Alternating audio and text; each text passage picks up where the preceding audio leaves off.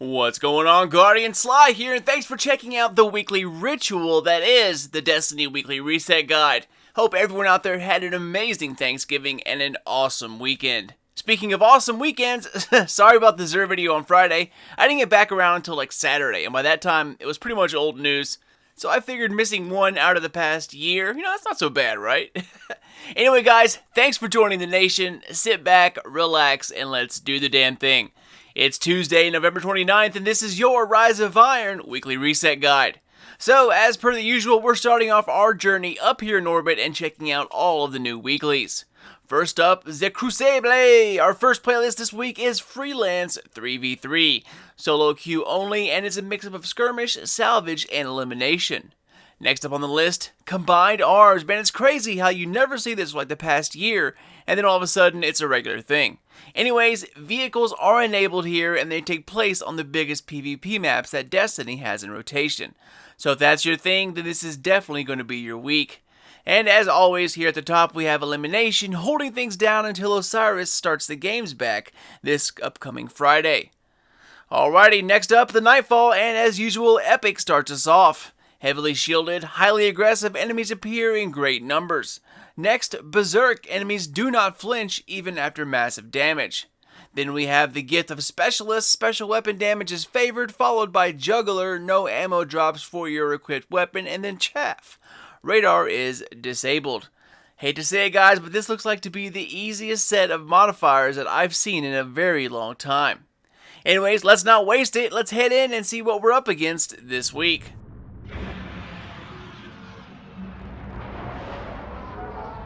I'm tracking reports of fallen splicers spotted in and around the Hellmouth. Intel suggests they're hunting ogres. My boy Fogey. I actually like this strike, guys. I kind of missed it in the lineup, the past year. With those mods, this is going to be a breeze. So good luck and hope RNG is on your side. Alright, so with that being so easy this week, let's see what the Heroic playlist has for us. And as usual, first up, Epic's little brother, Heroic, enemies appear in greater numbers and are more aggressive. Following that is Arc Burn, arc damage from any source is greatly increased. Then we have Chaff again, player radar is disabled, and then to round us off, Catapult. Grenade recharge rate is greatly increased.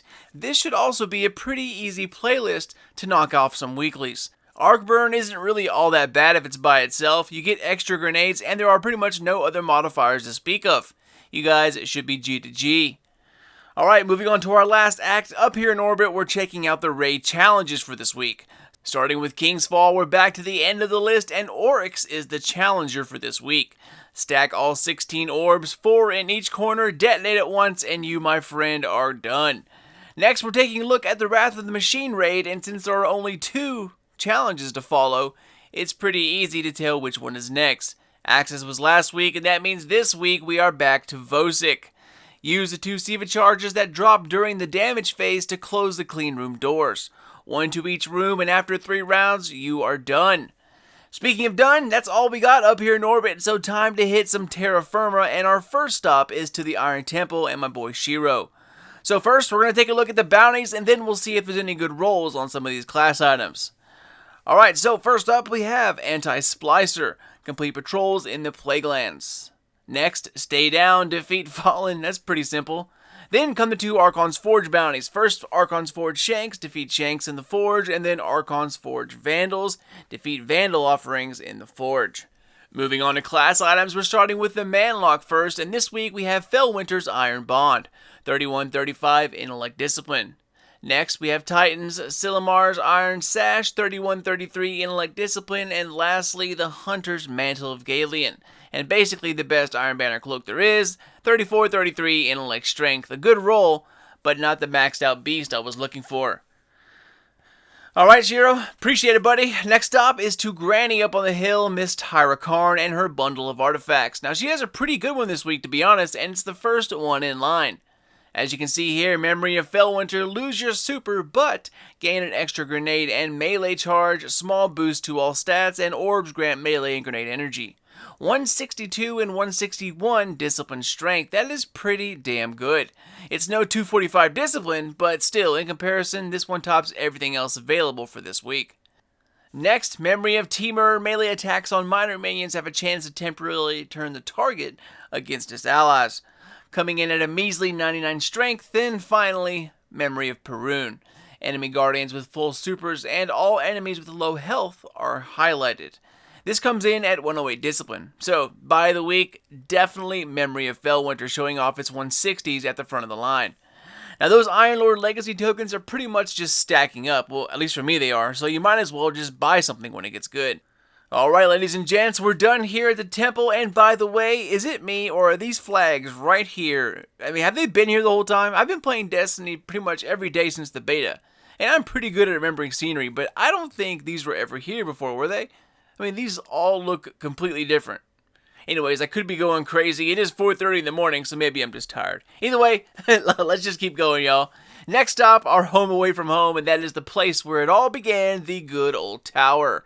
And as per the usual, Shaxx is our first target, and our visit this week, we can look forward to control. We're going to take control. Exercise your skills in the control match type.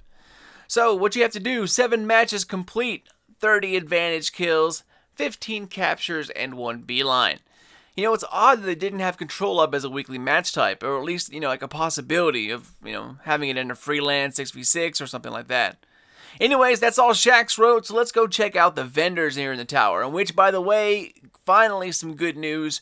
One of them is finally accepting spin metal. So to all those raiders out there, let's get these vaults some breathing room and start gathering up all that metal.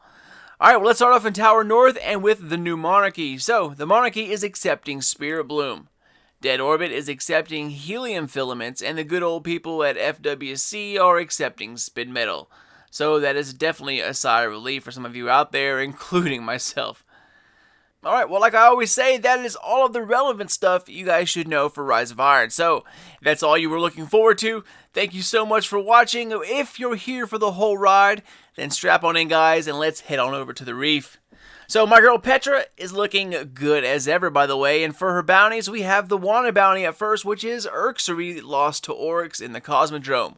Following that, we have Kill 12 named or consumed Fallen Hive Cabal or Vex on Venus, and then finally, the easiest out of them all, Kill 100 taken. You know, guys, these bounties are worth a lot of rep, so you can rank up pretty quickly if you turn these in every week, and you hardly ever see Queen's Armor. So this could be our chance to finally stand out in the crowd.